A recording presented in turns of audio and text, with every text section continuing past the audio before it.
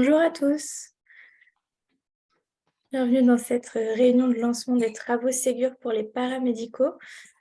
Comme pour toutes les réunions organisées par l'ANS, elle sera retransmise en direct sur le site de l'ANS. On vous publiera également le support de présentation. On risque d'être un peu nombreux cet après-midi, donc merci de couper vos micros et de mettre vos questions dans le chat et je ferai le relais pour que les intervenants du jour puissent y répondre. Voilà, je pense que j'ai tout dit. Xavier, je te passe la main et puis bonne réunion à tous. Merci Elodie, bienvenue, bonjour à tous et à toutes, bienvenue parmi nous et très heureux de vous accueillir donc, pour le lancement de ce nouveau couloir pour le Ségur numérique. On va commencer par se présenter l'équipe. Moi je suis Xavier Vitry, donc je travaille à la délégation ministérielle au numérique en santé. Euh, voilà, et on est en charge avec l'ANS de piloter l'ensemble du Ségur, enfin accompagné bien sûr de nos partenaires de l'assurance maladie et tous les institutions, on va dire, qui gravitent autour du numérique en santé et qui participent à ces travaux. Voilà, bah, écoutez, je laisse Jean-Christophe et puis on va faire comme ça, allez, Jean-Christophe. Bonjour à tous, Jean-Christophe Turbat. Je travaille à l'ANS et je suis le directeur programme Ségur pour le compte de l'agence. Et très heureux de participer avec mes collègues de la DNS et de l'assurance maladie et vous-même au lancement de ce couloir. Allez, Christophe. Oui, bonjour à tous. Donc, Christophe Lachaine, je travaille à la CNAM, à Dionis. Je suis responsable du département maîtrise d'œuvre, qui, dans les équipes, contribue au développement des services du portail Amélie Pro et de mon espace santé. Voilà, et heureux de participer à cette nouvelle task force. Sandra. Bonjour, Sandra Malak, je suis médecin et je suis pilote au sein de la délégation du numérique en santé de la Task Force médecine de ville. Et donc, je suis ravie de seconder Xavier sur ce nouveau couloir dédié aux paramédicaux. Et puis Stéphanie et Clément qui vont nous accompagner également de d'Ocha. Bonjour à tous. Bonjour à tous. Voilà, donc là, en fait, on vous a présenté l'ensemble de l'équipe qui coordonne, alors ce qu'on appelle dans le jargon Ségur, les nouvelles task force. Donc, à la fois les 5 couloirs, enfin, ou les 5 professions du couloir paramédical, plus les dentistes et les sages-femmes. Voilà, donc on va revenir en détail sur toutes ces questions-là. Avant de démarrer, je voudrais juste, à l'issue de la présentation qui va durer, enfin, la présentation est un petit peu dense, mais on va la faire en version un peu accélérée. Bien sûr, vous aurez à la fois l'enregistrement vidéo et le support, et puis on sera aussi là pour répondre, bien sûr, à toutes vos questions. À l'issue de la présentation, avant de passer à la phase de questions, j'inviterai les représentants de la FEMA et les représentants professionnels. Alors, on va faire comme vous êtes nombreux, je vais demander aux représentants des ordres de bien vouloir, si vous le souhaitez, faire une prise de parole euh, pour nous dire à l'issue de la présentation, voilà, dans quel état d'esprit vous abordez tout ça et comment, si vous souhaitez, voilà, une prise de parole, elle sera libre. Et pour les représentants des deux professions, orthoptistes, orthophonistes, qui n'ont pas d'ordre, s'il y a un des deux, enfin voilà, un des représentants, je vous laisse vous organiser entre vous. Si vous souhaitez quelqu'un représentant ces professions avoir une petite prise de parole, vous serez également invité à le faire avant la phase de questions-réponses. Du coup, on va démarrer. Donc, on va faire une petite présentation rapide du contexte dans lequel on se situe pour que tout le monde se remette bien à niveau. Aujourd'hui, donc, on réunit l'ensemble des professions et des éditeurs pour avoir, on va dire, un lancement commun et que tout le monde entende bien la même chose. Et ensuite, on aura des organisations de travaux qui vont être un petit peu séparées par profession et tout ça. Donc, on y reviendra un petit peu dans notre organisation tout au long de cette présentation. Jean-Christophe, je t'en prie, si tu veux nous faire un petit rappel du contexte, à toi de jouer. Merci beaucoup, Xavier. Oui, je souhaite vous présenter en quelques slides de manière assez synthétique ce qu'est le numérique, le Ségur du numérique en santé.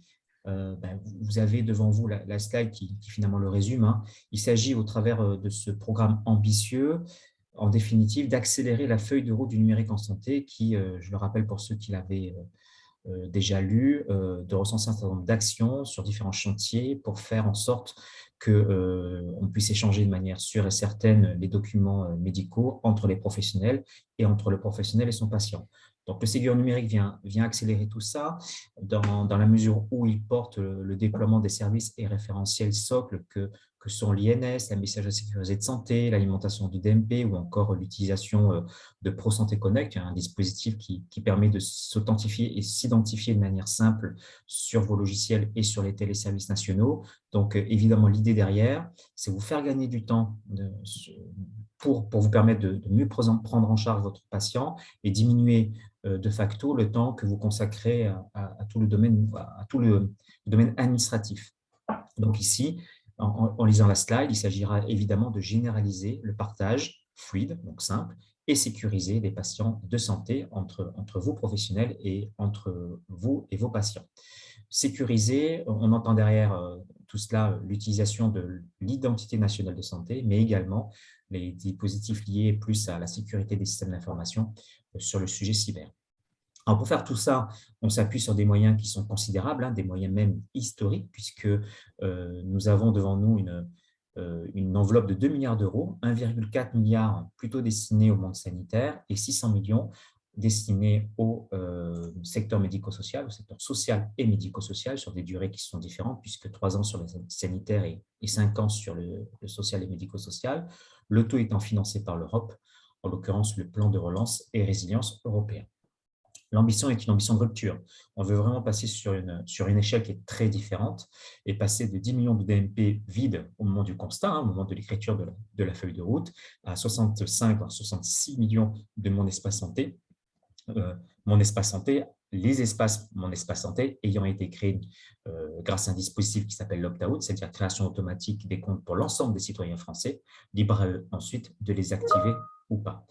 Et finalement, derrière tout ça, ça veut dire quoi? Ça veut dire alimenter le DMP avec un certain nombre de documents. Et sur la slide précédente, on avait l'ambition d'aller sur 250 millions de documents à terme, ce qui représenterait un socle suffisamment solide pour que vous, professionnels, vous puissiez vous appuyer sur des documents qui contextualisés à votre patient, puissent vous aider à améliorer leur prise en charge.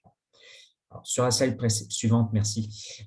L'idée, donc, dans ce cas-là, en termes stratégiques, comment fait-on pour y arriver et quels sont les partis pris que nous avons, nous, adoptés pour pouvoir aller vers cet objectif?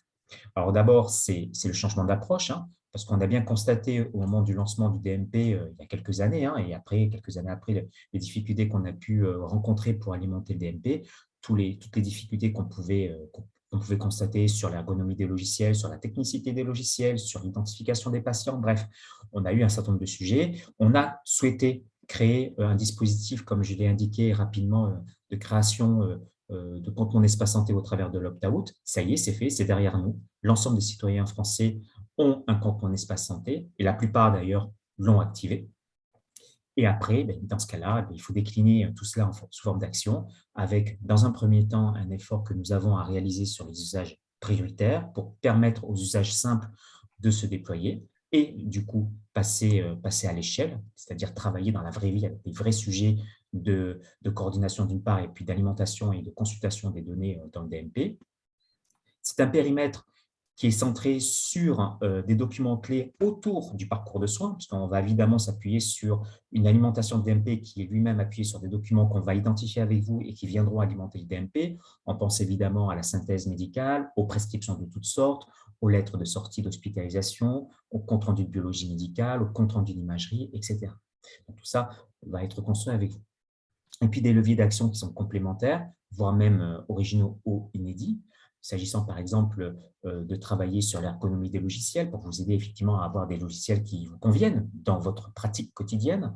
Pour cela, on va aller s'adresser à qui? On va s'adresser à l'ensemble des éditeurs qui aujourd'hui représentent à peu près une trentaine de dispositifs.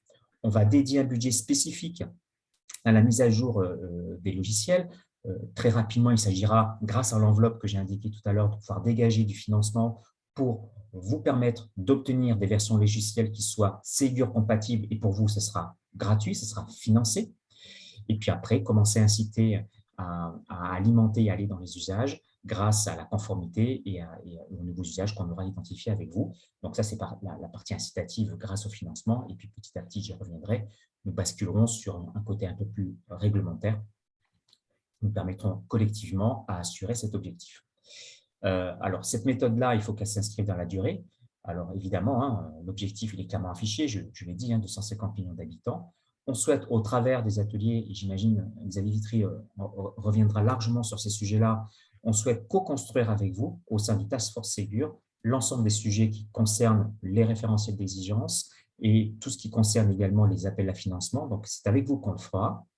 On va privilégier les petits pas pour y aller petit à petit, mais également rapidement, parce que votre besoin, il est tout de suite, ce n'est pas demain. Donc, c'est aujourd'hui que vous avez besoin de ces logiciels. C'est aujourd'hui que vous avez besoin de dégager du temps pour aller sur le soin et moins sur le côté administratif. Donc, évidemment, nous, on veut aller vite avec vous et pour vous.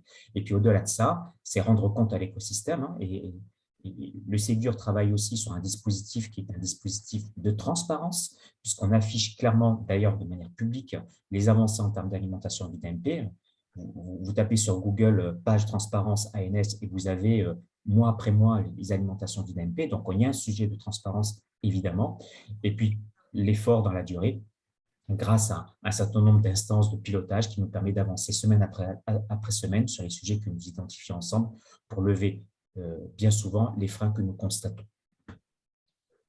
Alors, cette diapositive déjà à droite pour vous lister l'ensemble des couloirs qui aujourd'hui sont derrière le Ségur. Hein. La plupart d'entre eux ont déjà démarré, ce sont ceux qui sont en bleu foncé, et puis les trois que nous lançons maintenant, et en ce qui nous concerne cet après-midi, le couloir paramédicaux qui rassemble les infirmières et infirmiers, les masseurs-kinés, les orthophonistes, les orthoptistes, les pédicures-podologues, tout ça dans le monde libéral, mais également en centre de santé et en MSP, et sur un périmètre de logiciel, c'est-à-dire le logiciel que vous utilisez aujourd'hui. Et à gauche, bien finalement l'ADN de tout ça, c'est-à-dire le patient qui est au cœur de l'ensemble du dispositif. Nous travaillons évidemment pour lui, avec autour de lui tous les sujets de la prise en charge, hein, la médecine de vie, la pharmacie, et maintenant pour vous, le secteur paramédicaux.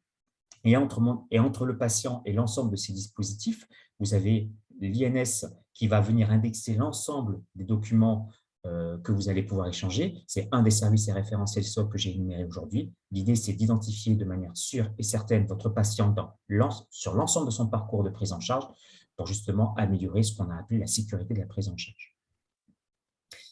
Et puis pour terminer, vous rappeler en quelques mots ce que je disais en filigrane tout à l'heure. Aujourd'hui, le Ségur, de manière globale, existe sur un volet incitatif grâce au budget, grâce à l'enveloppe budgétaire de 2 milliards d'euros que j'ai évoqué tout à l'heure.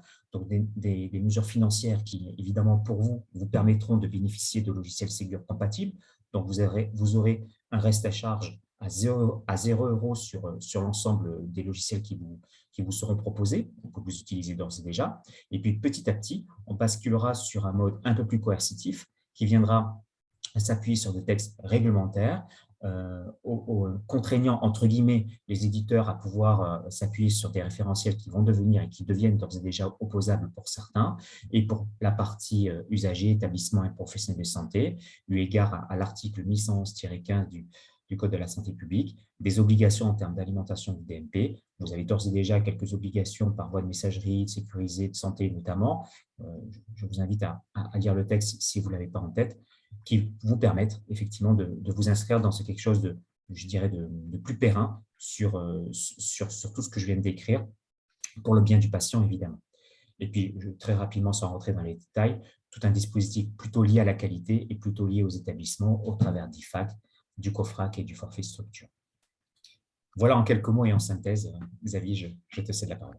Merci beaucoup. Donc là, on est vraiment sur une vision un petit peu globale de ce qu'est le Ségur. Et là, on va rentrer un petit peu plus dans le vif du sujet concernant vos professions respectives.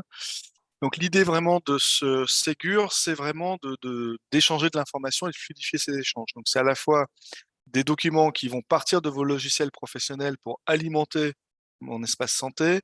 Donc ça, c'est plutôt des documents de synthèse, hein. On n'est vraiment pas sur le détail de toute la vie du patient déposé. Voilà, c'est vraiment les documents de synthèse utiles à la coordination pour d'autres professionnels, à destination des autres professionnels et évidemment à destination du patient, bien sûr. On aura aussi des échanges à avoir sur la consultation, c'est-à-dire comment je récupère ces informations dans mon logiciel professionnel directement sans avoir comment dire, à me connecter à des outils tierces pour le faire. Et pour le coup, là, on discutera plutôt des documents qui vous sont utiles de façon permanente et on va dire systématique et automatique, et des documents qui parfois sont peut-être, comment dire, moins importants à avoir systématiquement, mais qu'on doit pouvoir trouver facilement parce que voilà, il y a un usage derrière qui fait qu'on n'a pas à perdre son temps à récupérer ces documents, et puis d'autres qui sont des documents, on va dire, de second rang qui, pour la profession en question, n'a pas d'utilité particulière, sauf cas exceptionnels de cas particulièrement complexes, par exemple, là-dessus. Et ensuite, on renvoie via les messageries sécurisées et les prises de contact directes les échanges, on va dire, plus détaillés autour d'un patient pour pouvoir permettre la prise en charge coordonnée des soins. Donc tout ça, donc là, ça a été rappelé, hein, ça s'appuie sur des référentiels et services socles qui rendent possible ces échanges. Donc voilà, on a un certain nombre qui sont listés ici, donc l'application carte vitale par exemple, les messageries sécurisées de santé intégrées dans les logiciels, les identités numériques, on en a parlé, etc., etc. En fait, de façon très schématique, ça se passe comment? Ça se passe, voilà, on a d'un côté des flux entrants, donc à partir des documents, et des flux sortants qui viennent de vos logiciels, voilà, et qui s'appuient donc sur ces référentiels socles. Donc c'est montrer autrement un peu la même diapo présentés différemment. Et donc, on va s'intéresser à ces différents flux et comment faire en sorte que ces flux soient possibles dans les contextes qui sont les vôtres, c'est-à-dire parfois de la mobilité, parfois comment dire, l'interface d'un secrétariat, par exemple. Voilà, l'idée, c'est de prendre un petit peu les cas d'usage de terrain, euh, que ce soit en mode libéral individuel, en mode cabinet libéral, partage des locaux, mais on reste entre guillemets indépendant et on s'entraide, mais sans plus, jusqu'au modèle le plus intégré possible où on a on va dire des logiciels partagés entre différents professionnels. Donc c'est vraiment d'identifier comment faire circuler ces usages et comment les adapter tout ça au plus près de votre quotidien et des réalités du terrain. On a bien conscience, par exemple, hein, un des cas particuliers, en tout cas, c'est la question de la mobilité et de l'accès au domicile, par exemple, de ces questions-là, qui peut être particulièrement important dans un certain nombre de professions. Je pense en particulier aux infirmières, bien sûr. Euh, on a identifié ici un certain nombre de sujets d'intégration. Donc là, c'est un petit message au passage aux éditeurs si vous avez déjà commencé à réfléchir euh, sur les référentiels de messagerie sécurité de santé, d'INS, du DMP disponibles auprès de l'assurance maladie. Euh, on va dire que vous n'avez pas perdu votre temps et qu'on vous encourage à pas attendre la publication des documents pour commencer à vous pencher sur le sujet. L'ANS propose aussi régulièrement des projectatons qui aident les éditeurs, les développeurs à s'entraîner, on va dire, à travailler sur l'alimentation du DMP ou sa consultation. Voilà, c'est pas des sujets, ce sont pas des petits sujets, hein. Je pense que vos collègues éditeurs qui ont déjà l'expérience Ségur pourront vous le partager. Euh, on adresse quand même une marge Ah, relativement conséquente. Allô? Non. On adresse une marge relativement conséquente d'évolution des logiciels, hein. Donc, si vous pouvez anticiper et commencer à voir un petit peu tout ça sur les jours à venir et sur les mois à venir, en attendant la publication officielle, honnêtement, je pense que vous ne perdrez pas votre temps à vous intéresser à ces sujets-là. Alors sur l'ordonnance, voilà, il y a aussi la question de l'ordonnance numérique, bien sûr, les annuaires, enfin ProSanté Connect. On reviendra sur tous ces sujets, bien sûr, au fil de l'eau, sur les ateliers qui vont nous préoccuper, et puis bien sûr, on répondra à vos questions sur ces sujets. Alors, je vais juste vous montrer les livrables qui sont attendus, hein. Qu'est-ce que concrètement on va devoir réaliser? Donc, on a trois grands documents en fait qui ont une vocation à être publiés dans l'arrêté Ségur qui devra être signé du ministre pour pouvoir lancer officiellement les travaux pour les éditeurs et on va dire ouvrir la partie officielle. Voilà. Ces trois documents, ils se résument sous la forme d'un référentiel d'exigence minimale. Donc ça, c'est le document Excel qui liste l'ensemble des exigences en fonction des différents sujets et qui explicite aussi les éléments de preuve attendus et comment doit fonctionner le logiciel autour de cette exigence. On vous a mis des exemples en lien que, évidemment, vous pourrez récupérer sur le site de l'ANS, qui sont les exemples issus de la médecine de ville, où on s'est dit que c'était... Alors, c'est pas pour dire qu'on va refaire les exigences médecine de ville, mais on est sur quelque chose quand même d'un point de vue fonctionnel relativement proche en termes de contexte. En tout cas, on s'est dit que c'était plus facile de se projeter à partir de la médecine de ville que de l'hôpital, par exemple, qui est évidemment très différent de vos pratiques. Et l'idée, c'est à titre d'illustration, et ce document est particulièrement important parce que c'est lui qui fait foi et qui est opposable au moment où les éditeurs vont venir se faire référencer auprès de l'ANS. Donc il est extrêmement important que ce document soit bien rempli et bien compris de tout le monde avant sa publication, et de ne pas attendre le moment où on fait le développement pour se dire « Ah ben attends, ça c'est contradictoire, ça c'est pas bon, ça n'a pas de sens ». Donc ce sera vraiment un document extrêmement important parce qu'à la fin, pour pouvoir le modifier, il faut faire un arrêté et redemander 2 fois au ministre de signer quelque chose. Voilà. Alors, une fois, on peut le faire. La deuxième, ça commence à être un peu tendu, je vous le cache pas. Donc voilà. Alors évidemment, si c'est nécessaire, on l'expliquera et on fera le nécessaire.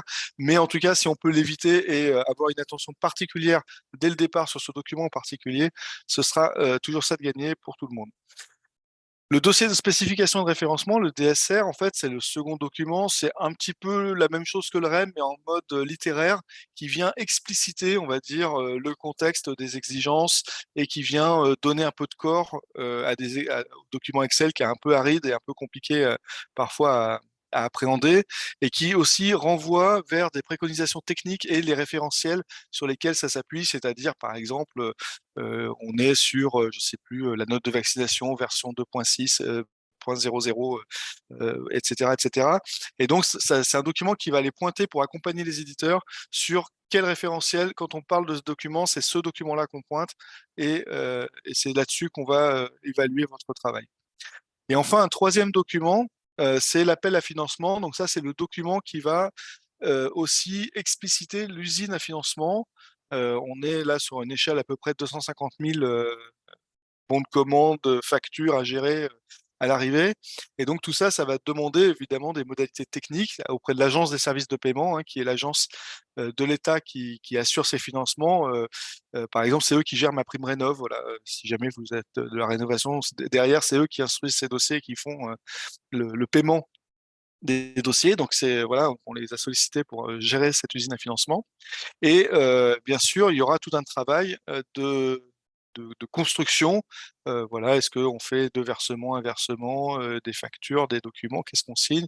Et eux, ils sont chargés à la fois de vérifier que le process se passe bien et de financer à la fin le dispositif. Ce qu'on vous propose en termes de méthode, c'est de nous concentrer dans un premier temps sur les 2 premiers documents, les spécifications fonctionnelles, en gros, et les exigences que l'on aura vis-à-vis des éditeurs sur tout ça. Et une fois qu'on aura, on va dire, fait sécher ces documents et qu'on sera à peu près, on aura sécurisé le contour et qu'on saura qu'on n'en rajoutera plus, dans ce cas-là, on passera à la partie appel à financement qui va aussi construire le prix derrière de ce couloir, de façon à ce qu'on sache en fait sur quoi on évalue évidemment la prestation Ségur. Alors, en termes d'organisation, donc on a des éditeurs, un groupe d'animation, nous nous sommes présentés en introduction, et des représentants professionnels, enfin des professionnels. Donc nous, on était parti sur cette idée de faire un travail voilà, en 3 autour de ça. Alors, ce qu'on vous propose, aujourd'hui, on a réuni l'ensemble des paramédicaux. Ce qu'on souhaiterait vous proposer, c'est de réunir, alors côté métier, les professions, profession par profession, c'est-à-dire les représentants infirmiers d'un côté. Voilà, donc c'est de faire en fait 7 couloirs quelque part, ou sous-couloirs si on veut. Bon, il y a un grand ensemble paramédical, voilà, mais l'idée, c'est de rencontrer les professions, qu'elles nous expliquent chacune dans leur contexte, leurs problématiques de façon, on va dire, je dirais pas cloisonnée, mais en tout cas séparée, qu'on puisse se concentrer et que du coup chacun ait aussi dans sa profession un temps de parole et un temps d'expression qui soit représentatif, enfin présent, profession par profession, pardon, et contexte par contexte. Euh, on était parti pour faire aussi un seul groupe éditeur pour pouvoir discuter, parce qu'en fait, on se rend compte que les éditeurs adressent quand même rarement les pédicures tout seuls, ou voilà, et du coup, de se dire, on retrouve en fait des éditeurs qui adressent plusieurs de des professions représentées, et du coup, de se dire, bah, plutôt que de les réunir à chaque fois pour chaque profession pour répéter la même chose, on les regroupe et on a une vision d'ensemble de tout ça. On va un tout petit peu modifier ça, c'est-à-dire qu'on va pas appeler ça un groupe éditeur et un groupe professionnel, mais on va appeler ça des groupes métiers, dans le sens où on va discuter d'un métier et les éditeurs pourront venir écouter, mais on sera plutôt sur les questions de contexte et les questions d'organisation du métier, des documents et tout ça, et des groupes techniques qui sont en fait, on va dire, la parole prioritairement aux éditeurs, de façon à discuter technique, référentiel, des choses comme ça, auxquelles les professionnels pourront participer et venir écouter pour s'assurer que ce qui est dit est conforme ou en tout cas réaliste par rapport au contexte de terrain. Mais l'idée, c'est plutôt d'avoir des groupes de travail, donc par profession, métier, et des groupes, on va dire, à dominante technique, qui permettent à chacun de s'exprimer et de croiser, et aux autres d'écouter ce que disent les uns et les autres. Voilà, c'est un peu autour de cette organisation, ce qui signifie qu'on aura un groupe technique qui va se réunir, auquel toutes les professions pourront venir écouter, et, le cas échéant, intervenir. C'est vraiment, on part dans le décor et vous repérez des choses complètement aberrantes, et des groupes professionnels, enfin des groupes métiers, donc un groupe infirmier, un groupe kiné, un groupe, voilà, auquel les éditeurs pourront, s'ils le souhaitent, venir participer et écouter. L'ensemble de ces travaux, de toute façon, seront enregistrés et feront l'objet d'un partage d'informations. De toute façon, les supports seront à disposition évidemment de chacun. Si vous ne pouvez pas participer à tous les travaux, ce qu'on comprendra évidemment aisément. Donc l'idée, c'est que dans les deux groupes, on va avoir évidemment des redites, mais avec des dominantes qui vont être d'un côté métier, de l'autre côté technique. En termes de calendrier de jalons, donc là, on est mi-janvier. L'idée aujourd'hui, donc, c'est de lancer tout ça. Ce qu'on souhaiterait en termes d'ambition, c'est d'avoir une pré-publication des documents, en particulier des documents techniques, donc le référentiel d'exigence et le DSR, à peu près pour mi-juin, fin juin, mi-juin, avant l'été en tout cas, que chacun puisse partir en vacances avec ses documents sous le bras et puis les potasser pendant l'été, de façon à ce qu'à la rentrée, on ait comment dire, un temps d'échange et de discussion. C'est-à-dire que la prépublication, l'idée, c'est de dire, c'est les documents tels qu'on aimerait les publier. On se prend un peu de temps pour les relire à froid, les analyser et tout ça. Et on se revoit en septembre-octobre, non pas pour rajouter des sujets, mais pour se dire, ça c'est débile, ça c'est incohérent, ça il faut le corriger, on comprend rien, il faut le reformuler, ça fait trop, on l'enlève, mais c'est évidemment d'éviter d'en rajouter à ce moment-là. Mais c'est plutôt de repréciser, de requalifier, de bien s'assurer que tout le monde comprenne bien la même chose derrière tout ça, parce qu'une fois que les documents sont publiés, ça devient extrêmement compliqué de les faire bouger. Alors c'est jamais impossible, mais moins on a de trous dans la raquette et mieux ça vaut. Donc c'est pour ça qu'on se prend ce temps de prépublication. Et du coup, ça va aussi permettre, une fois qu'on aura cette phase de prépublication, d'avoir une idée un peu globale du travail et des choses à faire, et donc d'engager aussi les échanges sur la partie appel à financement, de façon à ce qu'on arrive avec les 3 documents à peu près à la rentrée, enfin au début de l'automne à peu près, hein, voilà. Ensuite, une fois qu'on a ça, donc on a cette publication qui devrait intervenir à peu près, j'imagine, à peu près vers les vacances d'octobre de la Toussaint, à grande maille, hein, bien sûr. Vous attachez pas aux dates exactes, mais sur cette période-là. C'est là où les éditeurs officiellement vont se lancer dans la course pour se signaler comme étant candidat au référencement Ségur, pour dire oui, nous on y va, ou on y va, voilà, avec enthousiasme et plaisir. Et ensuite, l'ANS ouvrira son guichet de référencement, qui sera le moment où les éditeurs pourront venir présenter leur travail, et l'ANS fera l'évaluation des différentes preuves pour donner le cachet de référencement, qui ouvrira droit ensuite euh, au guichet de référencement, de financement auprès de l'ASP, où les éditeurs pourront présenter les éléments qu'ils auront à présenter à ce moment-là. Donc tout ça mis bout à bout, ça nous amène avec, évidemment, en parallèle de ce guichet de financement, une fois qu'on est référencé, le lancement du déploiement. Voilà. Donc ce qui nous amène à peu près vers une année de travail à grande maille, une grosse année, hein, si on compte, enfin une grosse année pour les éditeurs avec le référencement et tout ça, pour pouvoir ensuite avoir les déploiements qui pourraient a priori commencer. On peut imaginer, là on est sur des dates, voilà, mais On peut imaginer que si vous avez le référencement, si des éditeurs sont référencés en janvier, février, parce qu'ils ont été très actifs et bien anticipé les choses, ou très réactifs et très bons, les déploiements, évidemment, une fois qu'ils sont référencés, peuvent commencer. Donc voilà, courant deuxième, troisième trimestre 2024 à peu près, on devrait avoir les premières installations sur le terrain pour qu'ensuite les choses se déploient progressivement sur l'ensemble du terrain. Un des sujets qu'on va avoir justement à discuter, ça va être aussi la durée de ces phases pour lesquelles on n'a pas... là, on vous les a mis à peu près comme ça, grande maille, mais il faut évidemment qu'on donne des choses un peu plus précises et on en reparlera ensemble.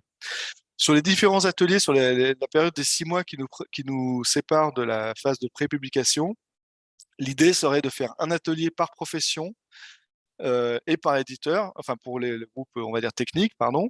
Donc il y a 5 professions représentées et un groupe technique. Donc ça fait 6 réunions par mois jusqu'en juin. À partir de mars, on va laisser passer les vacances de février parce que voilà, ce sont les vacances scolaires, donc c'est toujours un petit peu plus compliqué de réunir tout le monde.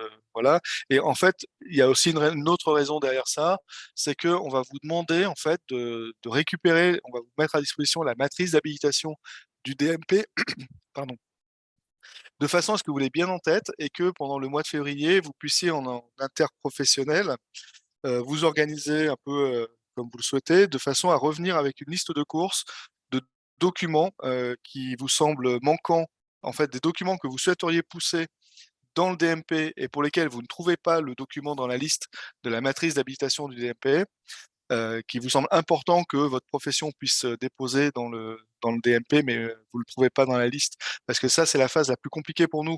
En parallèle de tous ces travaux, il faut si jamais il y a un document manquant, on le fasse ajouter dans la matrice d'habilitation. Et donc ça fait aussi l'objet on va dire, d'un processus parallèle qui est parfois un petit peu long. Il y a 2 changements par an à peu près de la matrice d'habilitation. Voilà, ça passe par des commissions qui valident tout ça et qui décident. Voilà, et nous, l'idée, c'est de leur faire des propositions. Donc, il faut qu'on commence par ça pour que la matrice d'habilitation ait changé au moment où les éditeurs vont se présenter pour faire leurs tests et commencer les implémentations. C'est pour ça qu'il faut commencer par ça.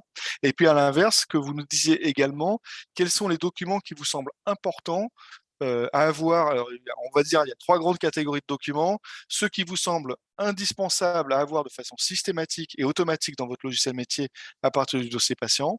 Ceux qui vous semblent importants d'avoir facilement à partir du logiciel, mais pas forcément de le télécharger de façon systématique, mais des cas qui reviennent souvent ou pour lesquels vous avez un besoin, voilà. Et les documents qui sont, on va dire, de rang 2 et qui seront de façon exceptionnelle et que vous pourrez aller chercher et fouiller un petit peu plus dans le dossier du patient pour aller les récupérer. Donc l'idée, c'est essayer de trouver ça. Voilà. Alors évidemment, vous ne prenez pas que tous les documents que vous avez demandé, que ce sera la lettre au Père Noël et que tout sera exaucé. Mais en tout cas, on pourra du coup, à partir de ce travail, instruire un petit peu la capacité à faire et l'impact de ce que ça induit derrière pour pouvoir évaluer tout le travail à réaliser et faire les exigences en conséquence. Enfin, en termes d'organisation, on va vous proposer un espace documentaire, un espace partagé. Donc là, je vais vous inviter à nous mettre dans le chat aussi vos coordonnées. Alors, ce qu'on va vous demander, c'est vos noms, prénoms, votre adresse mail et surtout qui vous représentez. Est-ce que c'est un éditeur, lequel? Est-ce que c'est un syndicat, le Conseil de l'ordre et surtout la profession? De façon à ce qu'on puisse vous glisser dans les bons groupes de travail, enfin dans les bons groupes derrière, et quand on vous adresse des documents, qu'on puisse un petit peu trier facilement.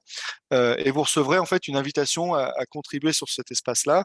Donc c'est un espace coopératif dans lequel vous retrouverez les documents qui vous seront mis à disposition, enfin les documents comme le support de cette présentation par exemple, et on aura aussi des espaces de forums, de questions, de foires aux questions, des choses comme ça qui permettront en fait au groupe de travail aussi d'échanger de façon centralisée sur tout ça. Donc, merci de bien mettre dans le chat hein, vos coordonnées si vous souhaitez contribuer à ces travaux et à ces groupes de travail. Bien sûr, si vous ratez le coche, là je pense aux personnes qui vont voir le replay derrière, évidemment, vous pouvez nous contacter pour pouvoir comment dire, vous inscrire après. Bien sûr, ce ne sera pas fermé, mais en tout cas, si vous pouvez le faire dès maintenant, ce sera ça de moins à demander plus tard. Donc, c'est un espace collaboratif classique dans lequel on retrouve des espaces documentaires, des espaces d'annuaire et puis des espaces d'échange, de discussion. Là, on peut rajouter plein de choses. C'est assez classique. Je pense qu'aujourd'hui, on a à peu près tous l'habitude de ce genre d'espace. Voilà. Alors, on s'est dit aussi que plutôt que d'écrire systématiquement à toute comment dire, à toute l'équipe, on va vous proposer d'avoir des interlocuteurs privilégiés de façon à ce que enfin voilà, ce soit pas l'inondation et voilà, et charge à cet interlocuteur privilégié de coordonner avec l'équipe d'animation qui s'est présentée tout à l'heure, de façon à ce que voilà, ce soit plus simple aussi pour vous d'identifier une personne qui sera voilà, on va dire votre interlocuteur ou interlocutrice. Alors, en l'occurrence, donc Sandra qui s'est présentée tout à l'heure, ma collègue de la DNS, va prendre en fait l'ensemble des task force à l'exception des masseurs kinés. Et moi-même, je prends donc les masseurs kinés et les dentistes et sages-femmes. Voilà, donc on s'est un peu réparti les groupes euh, sur ce point-là. Voilà, et puis évidemment, on aura l'assistance de l'ANS et de la CNAM pour répondre et coordonner tout ça, mais on va dire que voilà, on prend ces points de contact, on va dire, je pense en particulier aux syndicats, aux ordres, voilà, pour que vous ayez bien en tête voilà, qui est votre interlocuteur et que ce soit plus facile aussi pour vous d'identifier quelqu'un. Voilà. Alors, c'est susceptible éventuellement de changer. Enfin bon, voilà. Pour l'instant, en tout cas, on est là-dessus. Si jamais il doit y avoir des évolutions, on en reparlera. Mais pour l'instant, on est sur ce point. Donc, les prochaines étapes, je vous l'ai dit, donc l'idée, ça serait de se retrouver donc au mois de mars, de laisser passer les vacances qui s'annoncent, de profiter peut-être pour ceux qui partent en vacances, d'en profiter un petit peu. Et puis surtout de vous coordonner profession par profession, de vous mettre d'accord, de vous organiser, là, pour le coup c'est à votre initiative, de réfléchir et de revenir vers nous quand on fera le prochain atelier courant mars, de faire comment dire, cet exercice sur la matrice d'habilitation, de façon, donc les documents manquants qu'il faudrait rajouter selon vous, et parmi ce qui existe, les documents qui vous semblent importants à récupérer de façon systématique ou non, selon tout ça. On va vous envoyer sous une quinzaine, en fait, l'ensemble des dates qui seront des invitations aux différents groupes de travail, et on va essayer de le faire de façon, enfin pas que la date du mois de mars, mais toutes les dates euh, pour les groupes de travail. Alors, alors, évidemment, par profession, ça fait euh, une, enfin, une par mois pour chaque profession. Côté éditeur, ça risque de faire beaucoup. Vous allez recevoir probablement beaucoup d'invitations. On vous les met dans le viseur. Et c'est vous qui jugez de l'opportunité. On va essayer d'être le plus précis possible aussi sur les sujets qui seront abordés dans ces différents groupes. Alors ça, par contre, les ordres du jour, ils sont évidemment susceptibles de changement, mais vous serez informés. Donc voilà, il y aura sûrement un peu de mouvement dans tout ça. Et après, c'est à vous de juger de l'opportunité en fonction des sujets et de l'axe plutôt à dominante métier ou à dominante technique, de juger de l'opportunité d'être présent là-dessus. Également, si jamais vous aviez des sujets que vous souhaitez aborder avec l'équipe d'animation et que vous ne souhaitiez pas que ce soit partagé au grand jour, je pense parfois, et on a eu des questions comme ça d'éditeurs qui nous ont dit, nous, on aimerait bien échanger, mais on ne veut pas que tout le monde soit au courant de ce qu'on veut vous dire pour des raisons de concurrence, pour des raisons, enfin peu importe, voilà. Ça peut être aussi vrai parfois dans des questions syndicales ou peu importe. En tout cas, si vous le souhaitez et que vous souhaitez solliciter des bilatérales, on voulait, enfin, on y répondra le plus possible, bien sûr, dans la capacité de nos moyens, évidemment, mais en tout cas, on se rendra disponible le plus possible pour vous écouter, aussi en bilatéral si vous le jugez indispensable et important. Voilà, on proposera peut-être pas de façon systématique, mais c'est une vraie invitation qu'on vous fait de pouvoir le faire. Voilà, la porte est ouverte, bien sûr. Voilà, si on oublie de vous le redire, n'hésitez pas à nous le rappeler. Voilà pour la présentation. Donc, moi, de mon côté, j'ai terminé ma présentation. J'espère que j'ai pas été trop long. Ce que je vous propose avant de répondre à vos questions, n'hésitez pas à laisser vos questions dans le chat en plus de vos coordonnées. Alors, je sais qu'il y avait un représentant de la FEMA qui souhaitait, donc c'est Jean-Pierre, je crois, qui souhaitait. Enfin, en tout cas, j'invite, je pense que c'est Jean-Pierre, mais si c'est pas lui, quelqu'un de la FEMA, s'il le souhaite pour les éditeurs, à prendre la parole et ensuite des représentants, un représentant par profession. Alors, ça va faire 6 prises de parole. Si elles peuvent être claires, concises et directes au but, c'est pas plus mal pour laisser de la place aux questions et aux réponses. Ça serait idéal. Merci de votre compréhension. Je sais pas si Jean-Pierre. Donc, Vas-y. merci Xavier de me laisser la primeur de la parole, brève et concise. En tout cas, merci de l'ouverture de ce couloir qu'on attendait, comme tu le sais, depuis longtemps, puisque les paramédicaux sont des parties prenantes très importantes de la coordination de soins et on a eu l'impression à un moment qu'ils avaient été oubliés. Et on vous remercie aussi d'avoir intégré l'ensemble des professions, puisqu'au début, il y en avait un petit peu moins. Donc, passer ce préalable, comme tu le disais, effectivement, les éditeurs vont travailler avec intensité et avec plaisir. Et pour ce faire, on a, on va dire, quelques points de vigilance qu'on a déjà évoqués ensemble et que je voulais quand même réaffirmer ici. Et je laisserai évidemment compléter Francis, notre président, en fait, peut-être pour la FEMA après. Bon, évidemment, on a un retour d'expérience important à la FEMA, puisqu'on a vécu le couloir officine et le couloir médecine de ville. Et on a déjà partagé un certain nombre de choses, en particulier, si on peut, on va dire, avoir de la simplification, en particulier, on va dire, dans la réception des bons de commande, dans aussi les paiements, mais aussi, si j'ai bien compris, aussi dans l'apport des preuves, parce qu'on a vu quelquefois que, on va dire, les preuves n'étaient pas toujours bien expliquées, bien comprises, qu'il y avait un peu de zèle des fois qui pouvait être fait administrativement. Donc ça, je crois que c'est un point important si on veut aller vite et efficacement. Il y a effectivement aussi un sujet qui est un sujet métier, en particulier pour des professions paramédicales qui auraient déjà été réglées, payées, on va dire, dans le cadre de couloirs médecine de ville, en particulier qui sont en CS polyvalent ou en MSP, je pense à des paramédicaux, qui en fait, malgré tout, vont être déployés par des éditeurs en direct, parce que dans les MSP et les CS, ils n'ont pas toujours un seul logiciel. Donc ça, c'est un point important, parce qu'on imagine bien que l'agent des services de déploiement ne va pas avoir payé 2 fois, en fait. Mais nous, en fait, on va faire le travail. Donc ça, c'est un point qui est aussi un point qui est un point de vigilance. Et puis, il y en a un qui est important aussi, on va dire, qui est la partie budgétaire, puisque là, on parle de budget, mais donc pour l'instant, on n'a pas de chiffrage. On a bien entendu aussi qu'il y avait une équipe de soins et qu'on verrait mal, on va dire, que des paramédicaux puissent être traités différemment d'autres professions, en fait. Donc là, c'est un peu un message quand même important, puisqu'on fera le même travail en développement, le même travail en déploiement, avec des volumes qui sont importants. Il n'y a pas d'économie d'échelle là-dessus.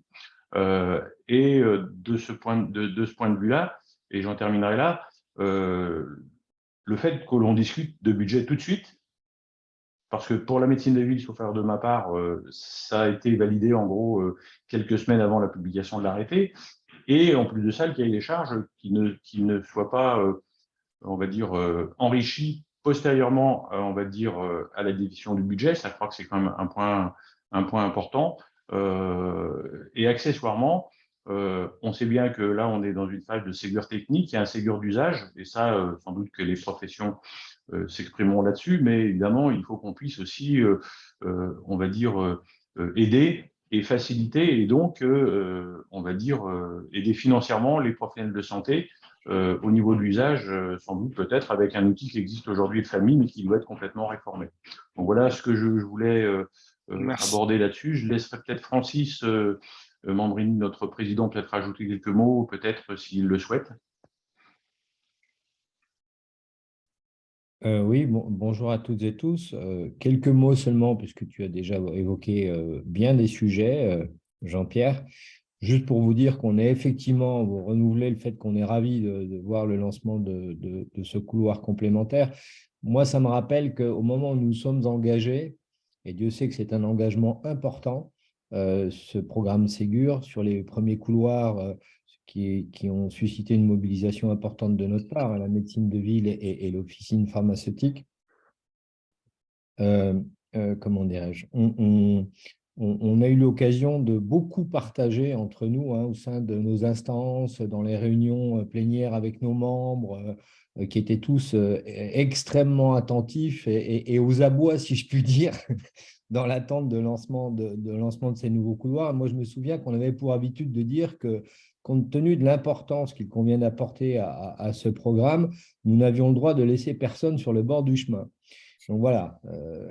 Alors, et pourquoi cela? Parce que je crois que nous, ce qu'on a perçu au-delà de toute la conformité des solutions par rapport aux différents référentiels d'exigence, au caractère essentiel qui est accordé à la question de l'interopérabilité, hein, finalement, à travers ce programme, et puis de l'enrichissement fonctionnel aussi, hein, et ça, c'est un vaste sujet dont on aura l'occasion de débattre tous ensemble dans le cadre de ces ateliers et dossiers. Je crois que l'expérience nous a montré que de la richesse de ces débats dépendait aussi la pertinence des réponses fonctionnelles qui sont apportées.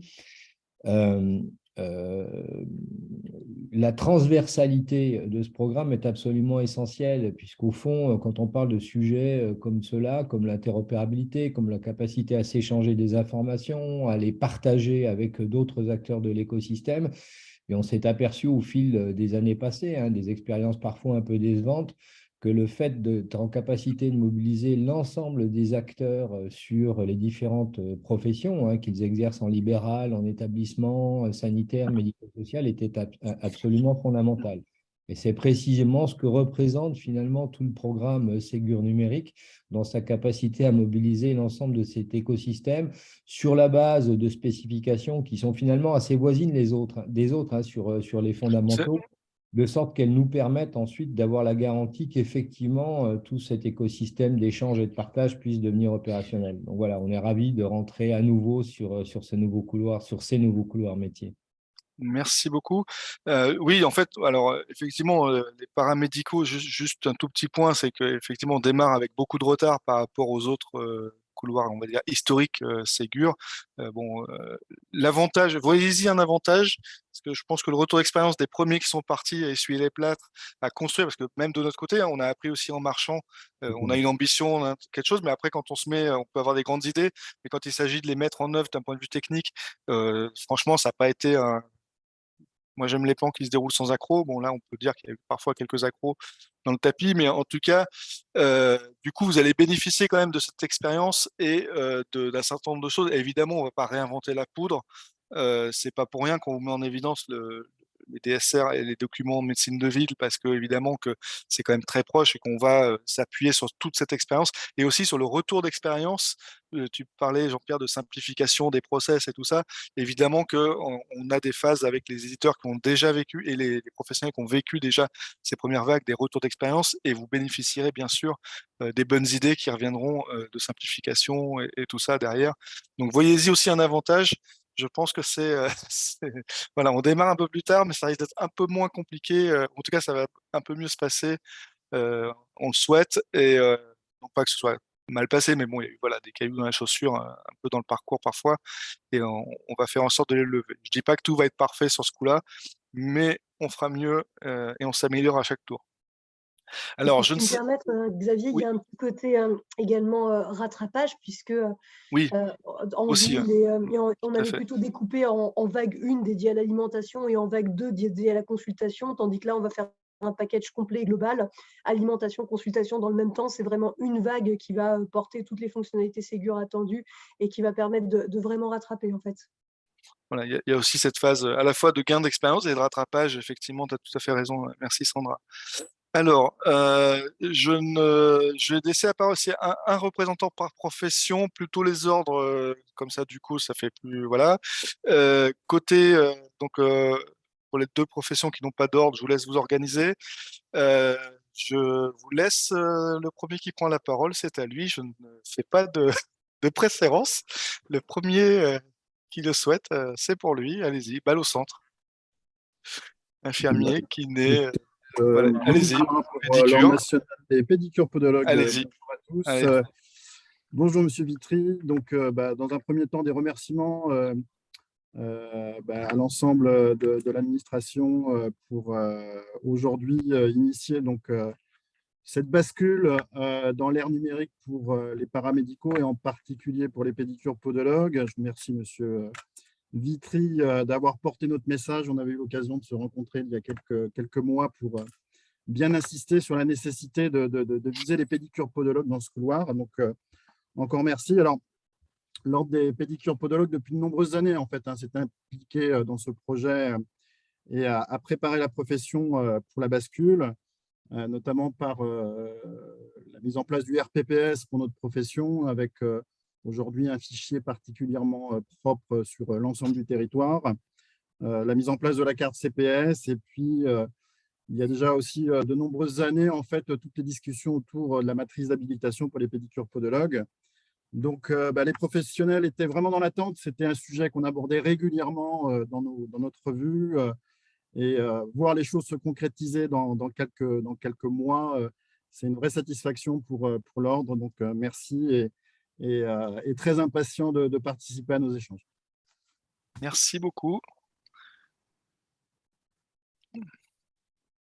J'ai dit, je ne donnerai pas de préséance, hein, c'est celui qui prend. Allez-y, Monsieur Corne. Oui, bonjour à tous. Bon, je représente donc l'UNPS, hein, donc les représentants donc les 5 professions siégeant également à l'UNPS, enfin, du moins concernés paramédicaux. Alors moi, ce qui m'intéresserait surtout de savoir, mettre en garde, bon, on va aller monter le NS, c'est ambitieux, le programme est très ambitieux, il y a des documents. On ne voudrait pas qu'on fasse comme ça a été fait par le passé avec le DMP, on comptait le nombre de DMP qui avaient été ouverts, on mettait un document dedans, bien par contre, c'était des coquilles vides. Ce qui est intéressant quand même, comme vous dites, c'est de faire le tri des documents qui seront importants, les échanges qu'on peut avoir là-dedans, et surtout, moi, ce qui m'intéresse tous, c'est l'ergonomie. Parce que vous savez qu'on prenne les nouveaux services en ligne de la CNAM, c'est bien, la CV, c'est bien, il y a beaucoup de choses qui interviennent. Avoir le NS alimentaire, sortir, savoir comment ça va être fait de manière très ergonomique et moins chronophage, parce que, entre-temps, notre cœur de métier, c'est quand même de travailler, c'est de faire notre métier. Si on passe uniquement les tâches administratives, ça n'ira pas. Donc, évidemment, je suis entièrement d'accord qu'on fasse des ateliers, qu'au mois de mars, on se réunisse et qu'on fasse une synthèse des documents qui sont donc les plus importants pour nous. Mais moi, je voudrais savoir également quels sont les phases, surtout, de tests où on pourra tester l'ergonomie. Parce que je sais très bien que pour les pharmaciens, les biologistes, ça bien passé. Et pour les médecins, quand le NPS vous dit, ce n'est pas très ergonomique. Hein. Il y a un nombre de clics considérable. Donc, dans ces cas-là, on n'utilisera pas donc ces fonctions. Donc, je pense qu'il faut éviter de tomber dans cet écueil et bien travailler en amont avant de graver ça dans le marbre. Ok, merci beaucoup. Alors, juste sur l'ergonomie, évidemment, on y veillera. Après, il faut juste qu'on trouve le curseur entre prendre la main de l'éditeur pour lui dire ça, tu me le mets en vert, en gros, à droite, à gauche, où là, c'est quand même la liberté créative aussi de l'éditeur là-dessus, et effectivement s'assurer que les choses soient une expérience utilisateur, convenable et appréciable. Voilà, normalement, c'est quand même aussi le rôle des éditeurs, bien sûr, d'imaginer tout ça, mais on sera attentif et effectivement, on a les retours d'expérience des uns et des autres. On pourra éventuellement revenir sur le dispositif Sentinelle aussi qui permet d'avoir ça. Et en fait, ce retour d'expérience qu'on aura pour les autres task force, on veillera, dans le respect évidemment des marges de manœuvre de chaque éditeur, de gérer son logiciel et de se différencier des autres dans son ergonomie et son UX. Voilà, donc il faut qu'on trouve ce curseur entre les deux, c'est pas vous faites ce que vous voulez dans tous les sens, et on n'est pas non plus hyper prescriptif sur tous les détails. Voilà, il faut qu'on trouve cet équilibre entre les deux, mais oui, vous avez entièrement raison, il faut qu'à la fin, il y ait une expérience utilisateur qui soit fluide pour l'ensemble des partenaires. Oui, parce que chez les médecins, pour l'instant, ce n'est pas extraordinaire. Hein. Visiblement, ils ne sont pas satisfaits du résultat. Donc, ça veut dire qu'à terme, les gens ne vont pas utiliser les fonctions-là. Donc, on va se concentrer sur les paramédicaux. Il y a Sandra qui pourra vous parler en aparté, si vous le souhaitez, des médecines de ville, mais effectivement, on est bien au fait et on suit tout à fait ces dispositions. Est-ce que quelqu'un d'une profession, représentant une profession, souhaite s'exprimer? Oui, éventuellement Tristan Maréchal pour les kinésithérapeutes. Oui, je rejoins parfaitement ce que disait Patrick Corne à l'instant sur l'ergonomie. L'ergonomie, c'est très important, mais il faut aussi un usage. Je veux dire, les deux sont toujours liés et mon ami Jean-Pierre Issartel, on en a souvent discuté ensemble. Il y a deux choses qui vont vraiment ensemble. C'est d'une part des usages et deuxièmement une ergonomie. Si vous avez des usages qui ont été bien déterminés, vous avez un truc qui fonctionne bien, mais que l'ergonomie est minable, personne ne s'en sert. Après, vous pouvez employer des tas de sociétés super qui vont vous faire des designs de folie. Si juste il n'y a pas d'usage, ça ne marche pas non plus. Donc, clairement, les deux vont ensemble. Et Patrick a raison, l'atterrissage, il faudra vraiment faire des tests, il faut que ça fonctionne bien. Mais ça, effectivement, c'est de la liberté des éditeurs. Donc là, ça se fera dans le groupe technique et avec les éditeurs probablement. Mais ce qui est vraiment, à mon sens, le plus important, c'est de déterminer des cas d'usage qui sont liés à la pratique professionnelle et à l'exercice quotidien. Point barre. Voilà. C'est ce que je voulais dire et j'espère qu'on s'oriente vraiment vers ça. Et moi, j'ai bon espoir. Merci en tout cas de nous faire accéder maintenant à ce Ségur du numérique, qui ça fait quand même presque 2 ans bientôt qu'on en parle. Donc, c'est bien. Comme effectivement, on n'essuiera pas les plâtres, on va aller plus vite. Voilà, ou plus loin. Et plus loin. Alors, il nous restait quelqu'un de représentant des infirmiers. Oui, ou allez-y, je sais pas qui. Donc, Émilie Benchimol pour les orthophonistes. Je me joins à mes collègues sur ce qu'ont dit Patrick et Tristan. Et j'ajoute mes remerciements aussi, puisqu'on a hâte de voir s'ouvrir ce Ségur. Je trouve qu'il va y avoir pas mal de réunions, donc ça va être intéressant. On va vraiment pouvoir échanger. Et un tout petit rappel sur les RPPS, puisque nous, les orthoptistes et je pense les pédicures, juste nous et les orthoptistes n'avons toujours pas nos RPPS. Donc, on sait que c'est un projet début 2023. On espère que ça arrive vite parce qu'on sait que c'est bloquant aussi sur tous les sujets du numérique. C'est noté. Effectivement, c'est bien prévu en 2023 que l'ensemble des professions dans un délit basculent dans les RPPS. Alors, il nous restait, je crois, les orthoptistes et les infirmiers. Je ne sais pas qui souhaite.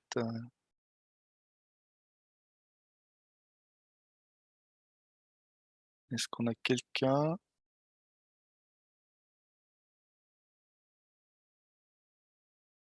Non? Oui, bonjour. Moi, Oui, pardon. Allez-y. Je suis Sylvie Novak, donc je suis infirmière libérale, je représente le syndicat Infinidel. Oui, effectivement, pour les infirmiers, on arrive un petit peu après tout le monde. Vous avez essuyé les plâtres, on vous en remercie. Nous, ce qui sera intéressant de voir, c'est que les infirmiers libéraux n'ont pas d'ordinateur et sont souvent avec les portables. Donc, je pense qu'il va falloir faire énormément attention à l'ergonomie et à la rapidité de saisie au niveau des téléphones, parce que sinon, notre métier, c'est le soin, c'est pas l'administratif, c'est pas le papier, c'est même pas Internet. Donc, je pense que si on veut vraiment que ça fonctionne, il faut que ce soit pratique et rapide et qu'on gagne vraiment du temps, pas seulement en parole, mais en temps, quoi. Est-ce que je me fais bien comprendre? Tout à fait. Après, sur les actes administratifs, j'ai quand même l'habitude de dire que remplir un dossier médical, c'est d'abord un acte médical. Mais... Voilà. Mais bon, on a des dossiers infirmiers à remplir. Tout à fait. Après, c'est justement comment est-ce que c'est de ça qu'on part pour pouvoir et simplifier. Enfin, on aura tous les ateliers pour en reparler. Mais oui, vous avez raison, il faut trouver de toute façon des choses qui soient pratiques, ergonomiques, quitte à en faire un peu moins, mais que ce soit fait, plutôt que de demander des choses en quantité qui soient impossibles. Voilà. Alors, juste, on va finir le tour de parole. Je ne sais pas si tous les ordres ou représentants de professionnels se sont exprimés. Il me semblait qu'il en manquait un, mais je ne sais pas s'il y a quelqu'un. Il y a une main levée, Xavier. Oui, mais c'est l'ordre des pédicures, je vois, et du coup, il y a déjà eu une prise de parole. Donc, je voulais d'abord passer la parole à quelqu'un qui n'avait pas eu. Et si il n'y a pas, allez-y, Monsieur Proux, Madame. Monsieur Proux. Ou Monsieur Proux, pardon. Excusez-moi. Oui, c'était une question en fait. Enfin, c'était une question et une remarque parce qu'effectivement, Guillaume Board a pris la parole puisque c'est lui qui est vraiment le référent sur ce dossier pour notre institution. Moi, j'avais une question sur le DMP. On a eu des échanges novembre-décembre avec Madame Billard, je crois, Madame Gariani sur la matrice d'habilitation. Je ne sais pas si l'arbitrage a été fait définitivement, si là elle est fixée, parce qu'il y avait eu des demandes. Alors la matrice d'habilitation. Alors on va ouvrir. On va ouvrir la phase de questions du coup. On vous invite vraiment à les poser dans le chat et puis Elodie fera la prise de parole pour simplifier en fait les choses. Donc je vais commencer. On va répondre évidemment à cette question. Donc la matrice d'habilitation, elle évolue de façon régulière. Voilà. Donc il y a effectivement là une phase qui vient de se clôturer et dans laquelle, alors j'ai pas le détail exactement par rapport à vos sujets précisément là sous la main, mais effectivement, Marianne nous a signifié qu'on était en fin d'un cycle et qu'une nouvelle version de la matrice d'habilitation était sur le point d'être mise en délibéré et validée. Enfin voilà, les choses avancent là-dessus. Ça prend toujours un temps un petit peu conséquent à chaque version, hein. C'est pour ça qu'on veut vraiment commencer par ça, si jamais il y avait des nouveaux documents à rajouter en fonction des différentes professions. Mais effectivement, la version actuelle, elle date de l'été dernier, de mémoire, je crois, à peu près, la rentrée, je ne sais plus. Et là, il y a une nouvelle version qui va bientôt être publiée, là, ça ne va pas tarder. Donc effectivement, les travaux pour lesquels vous aviez contribué vont aboutir. Alors après, précisément sur les documents sur lesquels vous aviez discuté, là, je ne saurais pas vous dire en séance, mais cette nouvelle version va sortir. Ouais. Je pourrais demander à Marianne de vous donner les détails par ailleurs, en aparté. D'accord. Et juste une petite remarque par rapport à ce qui a été dit par les représentants des kinés, M. Korn, sur des cas concrets pour que ça soit bien appréhendé par les professionnels. L'actualité parlementaire fait qu'il y a, vous savez qu'il y a des textes en ce moment en discussion et que la plupart des amendements qui sont portés, le professionnel devra réglementairement, législativement alimenter le DMP. Tout à fait. Donc, on a il bien en va y tête. avoir aussi des évolutions pour toutes nos professions, que ce soit les kinés avec l'accès direct, les orthophonistes. Donc, il va y avoir un travail à faire au regard de ces textes qui vont sortir très rapidement, je pense. Donc, ça va Tout être, à fait. on va rentrer vraiment dans le concret. Tout à fait. Élodie, on passe à la phase des questions? Ça marche. Alors, on a une première question. Une réunion par mois pour les groupes pro. Combien de réunions par mois pour le groupe technique? Alors, bonne question. On était parti sur le groupe technique à peu près c'est ça, je ne sais plus exactement, je crois que c'était une par mois aussi. Mais vu le nombre de professions en parallèle, peut-être qu'on pourrait le réduire à 3 semaines et du coup, ça en ferait 5 au lieu de 4. Et ça, c'est jusqu'à la phase de prépublication. Et ensuite, on aura une petite accélération au dernier moment de façon à itérer un petit peu plus rapidement sur les phases finales au moment de la prépublication et au moment de la discussion avant de mettre les documents dans le tuyau officiel qui fait que ça sort au JO de l'autre côté. On aura une phase d'accélération là-dessus. Donc voilà, c'est à grande maille à peu près le pas de temps qu'on se donne. Merci Xavier. On a Daniel Guilherme pour la Fédération nationale des infirmiers qui nous dit qu'il ne peut pas prendre la parole, mais qu'il rejoint les propositions de ses collègues. Merci beaucoup. On ne peut pas tous, pardon, on peut pas tous vous donner la parole, hein, vous comprendrez si on veut répondre aux questions.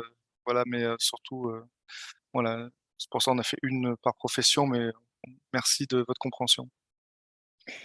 À ce jour, l'usage n'est pas là chez les médecins et ne semble pas progresser. Selon vous, pourquoi et qui faites-vous? Alors, l'usage, les logiciels sont en cours de déploiement chez les médecins, donc, et à l'hôpital, tout ça. Donc, il y a forcément déjà la phase de découverte, la phase d'apprentissage, changement de pratique. On a quand même là, en janvier, il y a eu 5 millions de documents qui ont été versés dans les DMP des Français. C'était 10 millions depuis l'origine du DMP en 2004 de mémoire. Donc, on a quand même une accélération assez massive du nombre de documents versés, 5 millions en un mois versus 10 millions en 15 ou 18 ans, je pense qu'on peut quand même reconnaître qu'il y a effectivement de l'usage qui se crée, qui arrive. Alors, on est évidemment à l'échelle du nombre de professionnels encore loin du compte, hein. Nous, notre ambition, c'est 250 millions de documents à la fin de l'année. Donc, voilà, il y a encore énormément de chemin, bien sûr. On veille particulièrement. Alors, les raisons, elles sont multiples, hein. Il y a les freins au changement, il y a la possibilité, enfin, les questions d'ergonomie, ça a été dit, des choses aussi qui relèvent parfois de complexité où les choses sont pas non plus complètement sèches partout. Et puis le fait d'alimenter d'un côté sans pouvoir consulter, ça incite moyennement les gens à y aller parce que s'ils n'ont pas de retour immédiat, c'est compliqué. Donc il y a tous ces éléments dans un contexte évidemment qui est compliqué aussi de disponibilité de temps médical, ça a été dit également par certains d'entre vous, et bien sûr on le constate partout.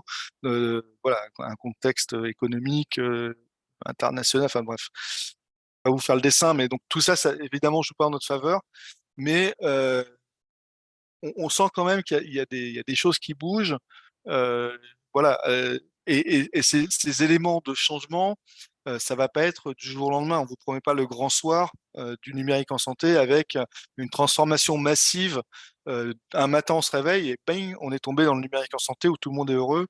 Voilà. Donc, je pense que ça va prendre quand même un certain temps, voire un temps certain, comme disait l'humoriste. Et pour avoir la référence, là, faut quand même plus être, faut avoir fait histoire.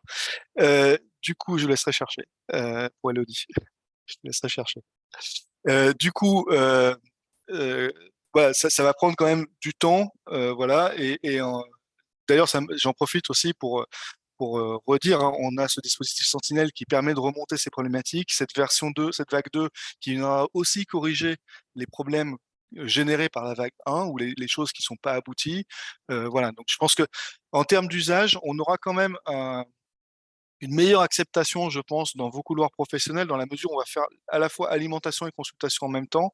Donc, les gens vont avoir cet intérêt quand même à consulter les documents des autres.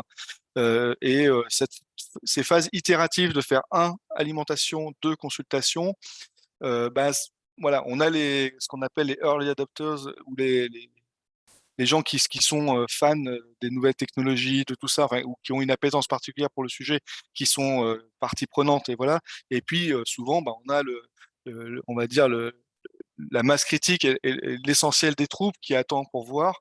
Et donc, on est dans cette phase au milieu du gué et donc les choses s'améliorent. Effectivement, on est loin d'avoir fini notre travail collectif. Et j'aimerais vraiment le souligner ici. Le Ségur, c'est pas l'affaire de l'État, c'est pas l'affaire de l'assurance maladie. C'est une affaire collective qui réunit à la fois éditeurs, professionnels, patients et services publics. Et ça sera une réussite collective ou un échec collectif. Pour assumer ça, et chacun doit y mettre sa part, changer ses habitudes. Voilà, côté service public aussi, il y a eu beaucoup de pression et de changements qui ont été faits sur l'ensemble des acteurs, et voilà, et tout ça pour le mieux et pour l'intérêt de nos concitoyens. Il y a Jean-Pierre qui a son micro activé. Je ne sais pas si tu voulais ajouter quelque chose. Non, sinon j'enchaîne. On nous dit cas d'usage, ergonomie et aussi capitaliser sur l'existant. Beaucoup de choses issues notamment de TSN sont utilisées sur le terrain. Attention à ne pas toujours tout reconstruire au risque de perdre du temps inutilement et perdre les professionnels.